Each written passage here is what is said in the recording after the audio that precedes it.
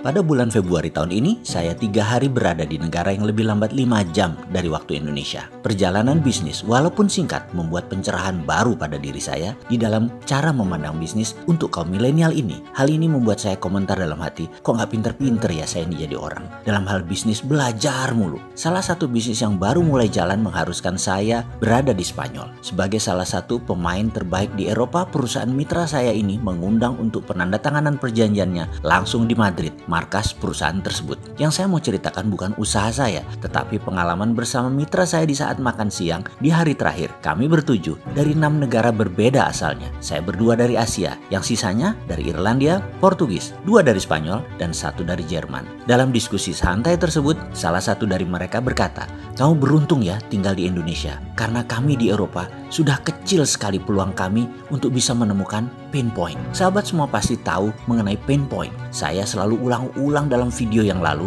kemampuan melihat pain atau titik derita ini pada sebuah masalah dan menemukan solusinya, itu adalah peluang bisnis yang luar biasa besarnya. Kita review sebentar tentang pain point. Misalnya, macetnya Jakarta dan masalah distribusi barang sehingga melahirkan industri yang namanya GoFood, GoShop dari Gojek, GrabFood, dan lain sebagainya adalah kemampuan mereka melihat pain point. Itu pelajaran singkat mengenai pain point ini. Catatan penting, semakin besar masalah yang diselesaikan atau terobosan untuk mempermudah hidup, akan semakin besar profit atau keuntungan menyertainya juga. Juga semua ini besar nilainya untuk bisnis Anda. Seperti Apple Incorporated lakukan dengan iPhone yang menggabungkan telepon dengan semua aplikasi adalah solusi memindahkan semua tools ke tangan. Membuat Apple Incorporated sekarang nilainya $1.000 billion market capitalization-nya. Ini sama dengan 50 kali APBN Indonesia yang 2.000 triliun rupiah. Juga kalau dibandingkan BUMN Indonesia, Apple itu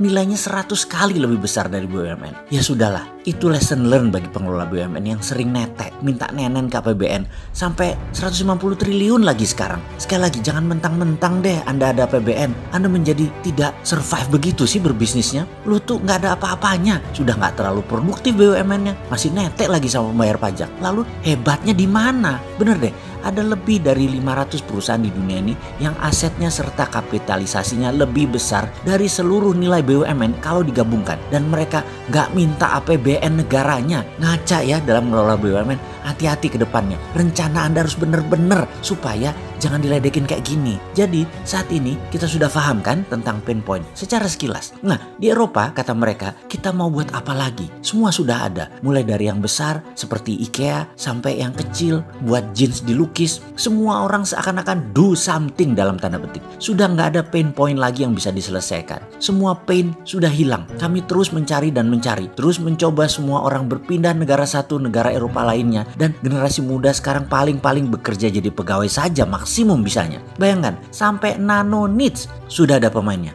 Apa itu nano niche? Misalnya mereka menganalisa di dunia ini ternyata setiap 10.000 orang ada 1 orang yang kalau berdiri di depan umum atau berbicara di banyak orang, lebih dari 2 orang saja tangannya berkeringat. Kejadian ini tentunya membuat tidak nyaman dirinya dan orang di depannya. Lalu pain point itu menjadi peluang bisnis. Diciptakanlah comfort ball yang dibuat dari bahan kain penyerap keringat yang sangat lembut dan wangi, sehingga mereka yang memiliki masalah tangan berkeringat tadi bisa menjadi nyaman dengan memegang comfort ball tadi. Itulah nano niche. Bayangkan, 1 orang dari 10.000 saja yang memerlukannya, tetapi pain point tetap peluang besar dan ini disolve, ini diselesaikan solusinya. Lalu setiap orang mulai mencari-cari nano niche lainnya dan dibuatkan problem solvernya, sehingga kami dipaksa terus-menerus menciptakan sesuatu yang makin kecil pasarnya, atau kami hanya bisa jadi pegawai biasa saja. Semua pasar itu ada pemainnya, semua sisi ada yang memenuhi kebutuhannya. Sungguh menjadi pegawai semua menjadi rutinitas dan jadi pegawai tidak menyenangkan